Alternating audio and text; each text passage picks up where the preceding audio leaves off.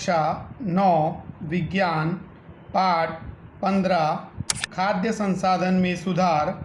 विनय sir, इस video में हम क्वेश्चन नंबर 14 उर्वरक क्या है, उसके उपयोग के लाभ और हानि बताओ, और क्वेश्चन नंबर 15 कार्बनिक खेती पर टिप्पणी लिखो, इन दोनों प्रश्नों के बारे में अध्ययन करेंगे। सबसे पहले क्वेश्चन नंबर 14 उर्वरक क्या है, उसके उपयोग के लाभ और हानि बताओ, इस प्रश्न के बारे में अध्ययन करेंगे। पहला पॉइंट, उर्वरक व्यावसायिक रूप में तैयार की जाने वाली वनस्पति के पोषक द्रव्य अर्थात तत्व हैं।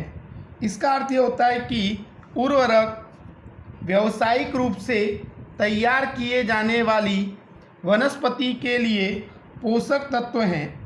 इसका अर्थ ये होता है कि उर्वरक को केमिकल द्वारा अथवा रसायनों द्वारा इंडस्ट्री यानी कंपनियों में तैयार किया जाता है, जिससे वनस्पति को पोषक तत्व प्राप्त होता है, तो उसे उर्वरक कहते हैं। लाभ, पहला पॉइंट, उर्वरक नाइट्रोजन, फास्फोरस तथा पोटेशियम प्रदान करता है। इसका अर्थ ये होता है कि उर्वरक वनस्पति को अथवा फसल को नाइट्रोजन, फास्फोरस और पोटेशियम प्रदान करता है। अगला पॉइंट, उर्वरक के उपयोग से पौधे की वृद्धि और विकास और स्वास्थ्य अच्छा रहता है। इसका अर्थ ये होता है कि उर्वरक के उपयोग से पौधे की वृद्धि और उसका विकास और उसका स्वास्थ्य अच्छा रहता है। अगला पॉइंट, हानि। पहला पॉइंट, उर्वरक आर्थिक दृष्टि से महंगे पड़ते हैं। इसका अर्थ होता है कि उर्वरक कीमत में महंगे होते हैं, इसलिए आर्थिक दृष्टि से हमें महंगे पड़ते हैं। अगला पॉइंट, उर्वरक अधिक सिंचाई के कारण पानी में बह जाते हैं और पौधे उसका पूरा अवशोषण नहीं कर पाते हैं। इसका अर्थ ये होता है कि उर्वरक अधिक सिंचाई के कारण पानी के साथ बह जाते हैं, जिसके कारण पौधे यानी वनस्पति अथवा फसल उसका पूरा शोषण नहीं कर पाते हैं। अगला पॉइंट, उर्वरक की अधिक मात्रा जल प्रदूषण का कारण है। इसका अर्थ ये होता है कि उर्वरक का अधिक उपयोग करने से जल का प्रदूषण फैलता है। अगला पॉइंट, मृदा अर्थात जमीन की उर्वरता यानी उपजाऊपन को कुछ समय बाद हानि पहुंचता है, यानी कि जमीन की उपजाऊता की जो क्षमता है, उपजाऊपन को कुछ समय के बाद हानि यानी नुकसान पहुंचता है। फिर से, उर्वरक व्यावसायिक रूप से तैयार की जाने वाली वनस्पति के पोषक तत्व हैं। इसका अर्थ ये होता है कि उर्वरक व्यावसायिक रूप से यानी कि कंपनी में रसायनों का उपयोग करके तैयार किए जाने वाले वनस्पति के पोषक तत्व हैं। उर्वरक से लाभ, उर्वरक फसल को अथवा वनस्पति को नाइट्रोजन, फास्फोरस, पोटेशियम जैसे पोषक तत्व प्रदान करते हैं। उर्वरक के उपयोग से पौधे यानी फसल अथवा वनस्पति की वृद्धि और स्वास्थ्य अच्छा रहता है। उर्वरक से हानि, उर्वरक आर्थिक दृष्टि से महंगे होते हैं। इसका अर्थ ये होता है कि उर्वरक को खरीदने के लिए हमें अधिक पैसे खर्च करने पड़ते हैं। अगला पॉइंट, उर्वरक अधिक सिंचाई के कारण पानी में बह जाते हैं, जिससे फसल या वनस्पति उसका पूरा शोषण नहीं कर पाती है। अगला पॉइंट, उर्वरक की अधिक मात्रा जल प्रदूषण उत्पन्न करती है। अगला पॉइंट, जमीन की उपजाऊता यानी उपजाऊपन को कुछ समय के बाद नुकसान पहुंचता है। क्वेश्चन नंबर 15, कार्बनिक खेती पर टिप्पणी लिखो।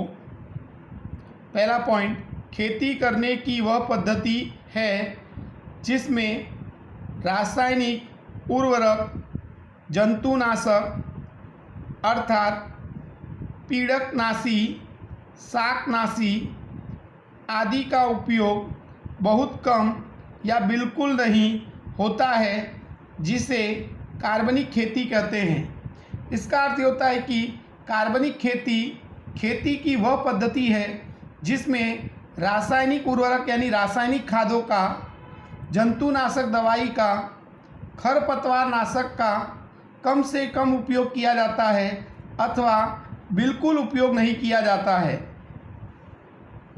अगला पॉइंट, इस पद्धति में अधिक से अधिक कार्बनिक खाद कृषि अपशिष्ट का पुनः चक्रीकरण, जैविक कारक जैसे कि नील हरित शैवाल का संवर्धन, जैविक उर्वरक बनाने में उपयोग किया जाता है। इसका अर्थ होता है कि इस पद्धति में अधिक से अधिक कार्बनिक खाद कृषि अपशिष्ट यानी कि कृषि में से जो कचरा निकलता है उसका पुनः चक्रण करके जैविक कारक जैसे कि नील हरित शैवाल का संवर्धन यानी उसको विकसित किया जाता है, जैविक उर्वरक यानी कि सजीवों के अपशिष्ट यानी मलमूत्र अथवा गोबर में से जो खाद बनाई जाती है उसका उपयोग किया जाता है कार्बनिक खेती में। अगला पॉइंट, नीम की पत्तियों तथा हल्दी का विशेष रूप से जैव कीटनाशकों के रूप में खाद्य संग्रहण में प्रयोग किया जाता है। इसका अर्थ ये होता है कि नीम की पत्तियों का और हल्दी का विशेष रूप से कीटनाशकों को दूर करने के लिए और जहाँ पर अनाज का संग्रह किया जाता है वहाँ पर उसका उपयोग अधिक किया जाता है। अगला पॉइंट, कुशल फसलीकरण पद्धति के लिए मिश्रित खेती, अंतर फसलीकरण तथा फल चक्र आवश्यक हैं। इसका मतलब यह होता है कि अच्छी फसलीकरण पद्धति के लिए मिश्रित खेती, अंतर फसलीकरण तथा फसल चक्र आवश्यक है, जिसके बारे में हम अभी आगे पढ़ेंगे। मिश्रित खेती, अंतर फसलीकरण, फसल चक्र, इन सब के बारे में पढ़ेंगे। फिर से कार्बनिक खेती के बारे में, खेती की वह पद्धति जिसमें रासायनिक खादों का, जंतुनाशक दवाइयों का, खरपतवार नाशक का बहुत कम से कम अथवा बिल्कुल उपयोग नहीं किया जाता है। इस पद्धति में अधिक से अधिक कार्बनिक खाद जो कृषि अपशिष्ट यानी कि जो खेतों में से अथवा फसलों के जो बचे हुए भाग हैं उनका पुनः चक्रीकरण करके अथवा नील हरित शैवाल का संवर्धन करके यानी उनको विकसित करके जैविक खाद बनाने में उपयोग किया जाता है। अगला, नीम की पत्तियां और हल्दी का उपयोग कीटनाशकों के रूप में और खाद्य संग्रहण में उपयोग किया जाता है। Thank you. Prakash Hindi high school, Krishnanagar, Vinay sir. मेरी वीडियो को लाइक करें और मेरी चैनल को सब्सक्राइब कीजिए और अपने दोस्तों में अधिक से अधिक वीडियो को शेयर कीजिए। यह वीडियो देखने के लिए आपका धन्यवाद।